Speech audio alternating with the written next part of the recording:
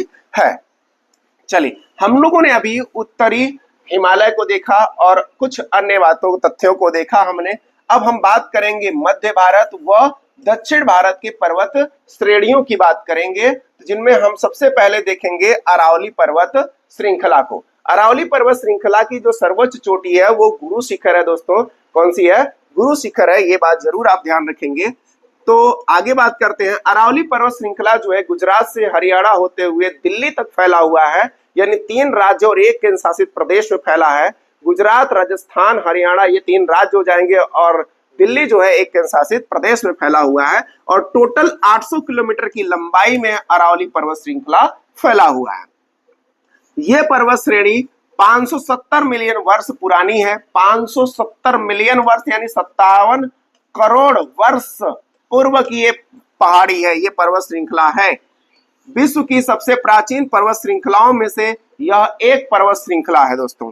अरावली पर्वत की सबसे ऊंची चोटी गुरु शिखर है, जिसकी ऊंचाई की बात करेंगे तो 1722 मीटर और ये राजस्थान में है। कहाँ है? राजस्थान में है। तो ये बात जरूर याद रखेंगे, अरावली पर्वत श्रृंखला में गुरु शिखर को। किसको याद रखेंगे? गुरु शिखर। आइए, नेक्स्ट पर्वत श्रृंखला हम लोगों की है वो विंध्याचल पर्वत श्रृंखला है। तो यह विंध्याचल पर्वत श्रृंखला बहुत पुरानी है और मोड़दार है, जो कि गुजरात, मध्य प्रदेश, उत्तर प्रदेश, झारखंड में फैला हुआ है। गुजरात, मध्य प्रदेश, उत्तर प्रदेश और झारखंड में आपका विंध्याचल पर्वत फैला हुआ है। दोस्तों याद रखेंगे, विंध्याचल पर्वत में ही आपका पारसनाथ जो कि झारखंड की सबसे ऊंची चोटी और कैमूर बिहार का, और आपको देखते होंगे कि विंध्याचल जो है आपके मिर्जापुर तक फैला हुआ है। ठीक है दोस्तों, यानी पारसनाथ, कैमूर पहाड़ियां भी किसका हिस्सा है? विंध्याचल पर्वत श्रृंखला का हिस्सा है। मध्य प्रदेश और उत्तर प्रदेश में फैले कुछ भाग को इसे भारनेर की पहाड़ी के रूप में जाना जाता है। किस रूप में जाना जाता है? मध्य प्रदेश और उत्तर प्रदेश में फैले हुए कुछ भाग को, कुछ हिस्से को भारनेर की पहाड़ी के रूप में भी जाना जाता है। तो दोस्तों याद रखेंगे कि भारनेर की पहाड़ी किसके अंतर्गत आती है? तो विंध्याचल पर्वत के अंतर्गत आती है। मध्य प्रदेश और उत्तर प्रदेश की सीमा पर फैले इसके कुछ हिस्से को कैमूर की श्रेणी के नाम से जाना जाता है। तो ये बात मैंने आपको बता ही दिया। आगे बात करते हैं। झारखंड में विंध्याचल के कुछ हिस्से को क्या कहा जाता है? पारसनाथ की पहाड़ी कही जाती है। ध्यान रखिएगा, पारसनाथ की पहाड़ी जैन मंदिरों के लिए प्रसिद्ध है और पहाड़ी की सबसे ऊंची चोटी यही है, 1365 मीटर ऊंची है। तो दोस्तों याद रखेंगे, झारखंड की सर्वोच्च चोटी कौन सी है? वो है पारसनाथ। वो कौन सी है? पारसनाथ, 1365 मीटर।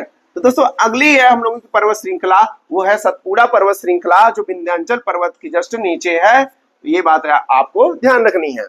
सतपुड़ा पर्वत श्रृंखला, हाँ दोस्तों एक बात और कि विंध्याचल पर्वत श्रृंखला वो पर्वत श्रृंखला है जो उत्तर भारत को दक्षिण भारत से अलग करता है। एक इंपॉर्टेंट क्वेश्चन यहाँ से भी बन जाता है।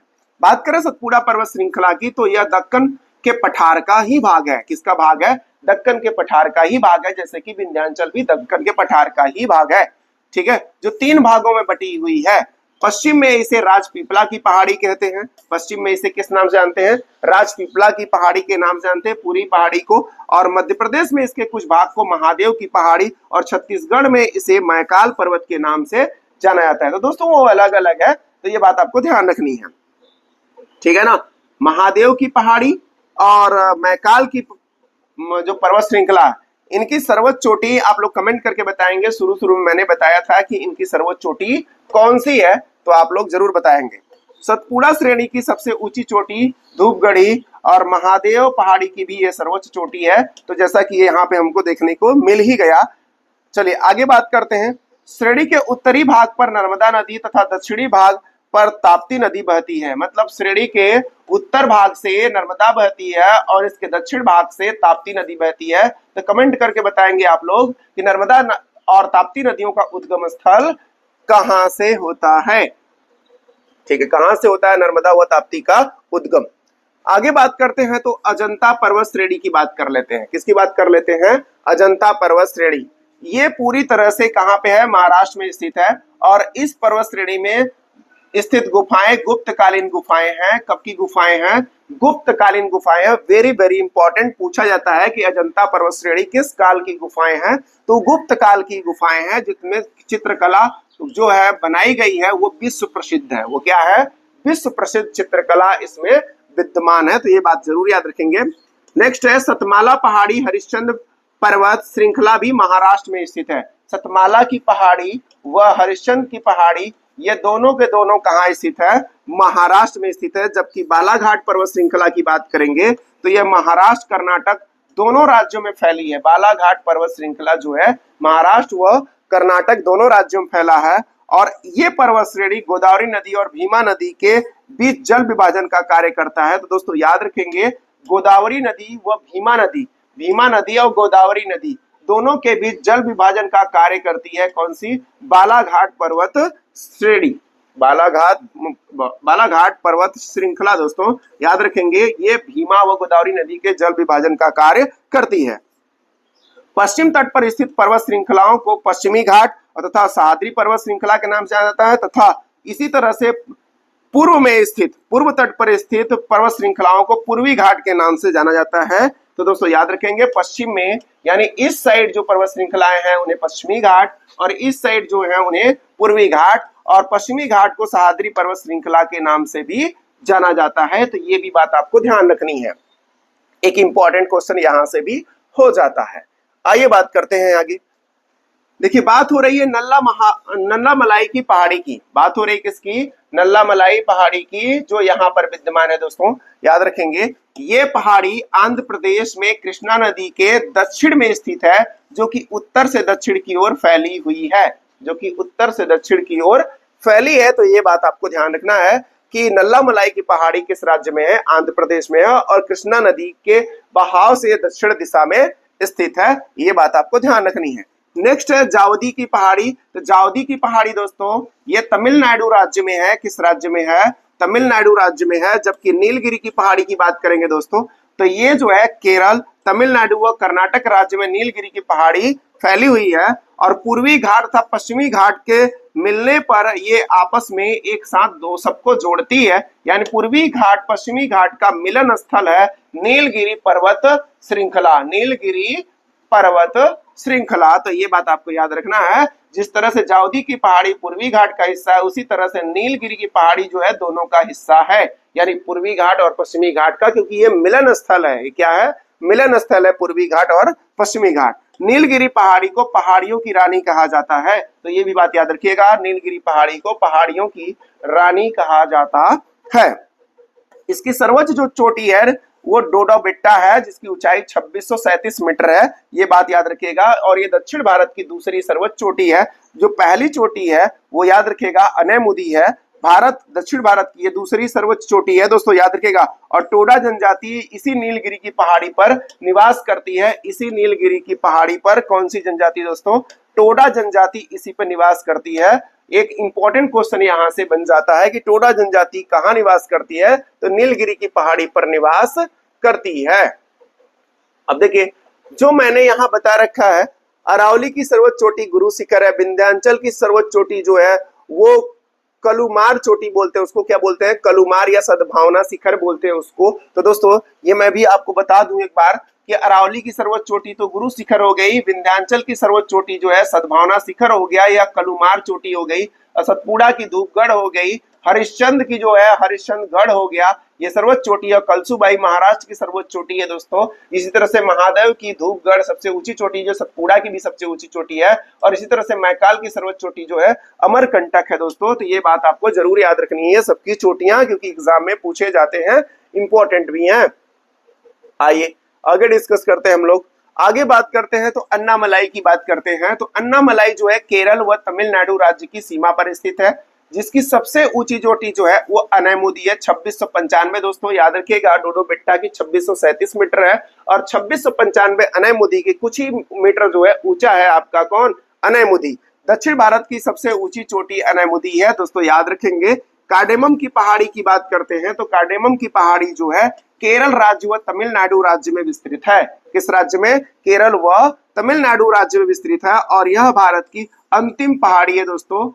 अंतिम पहाड़ी भारत की कौन सी है? अगर आप प्रश्न आपसे पूछा जाता है तो आप बताएंगे दोस्तों कमेंट करके कि यह कार्डेमम की पहाड़ी जो है किस राज्य में स्थित है और इसे किस रूप में जाना जाता है, इसके बारे में आप लोग जरूर बताइएगा। मैं आपके हर कमेंट का इंतजार करता हूं।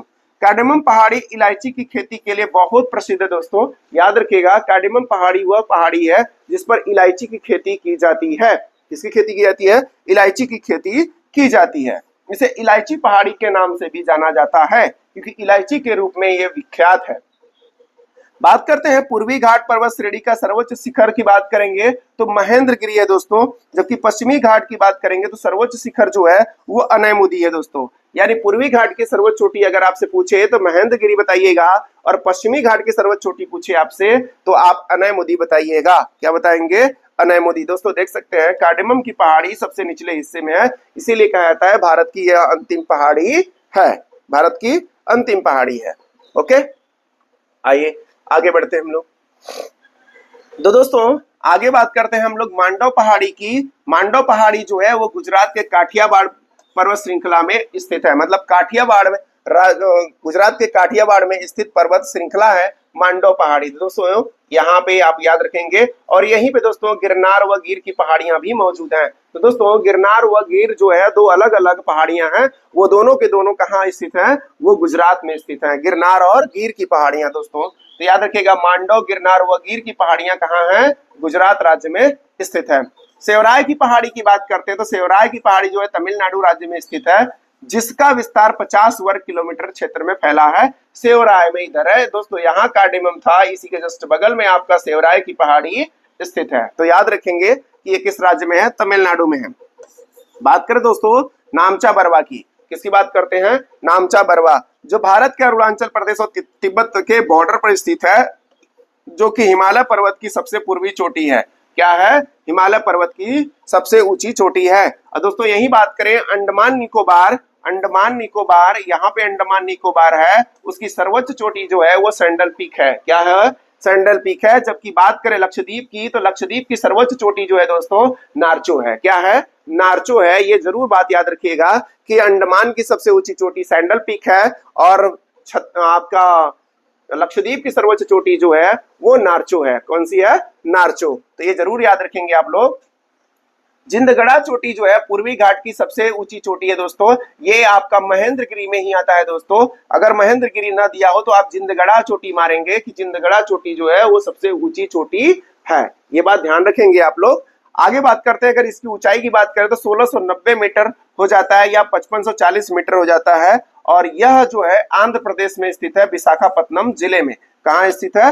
विशाखापत्तनम जिले में। अराकू घाटी अपनी प्राकृतिक सुंदरता और कॉफी के बागानों के लिए प्रसिद्ध है। तो आपसे पूछे कि कौन सी घाटी कॉफी के बागानों के लिए प्रसिद्ध है तो अराकू घाटी जो है, अराकू दोस्तों, अराकू जो घाटी है, अराकू घाटी जो है वो चाय के बागान, सॉरी कॉफी के बागानों के लिए प्रसिद्ध है दोस्तों। और कहाँ है ये? विशाखापत्तनम के पास है, विशाखापत्तनम में है। ये बात याद रखेंगे। और जिंदगड़ा जो है वो महेंद्रगिरी में ही आता है और अगर महेंद्रगिरी ना दिया हो तो पूर्वी घाट की सर्वोच्च चोटी जो है वो जिंदगड़ा होगी।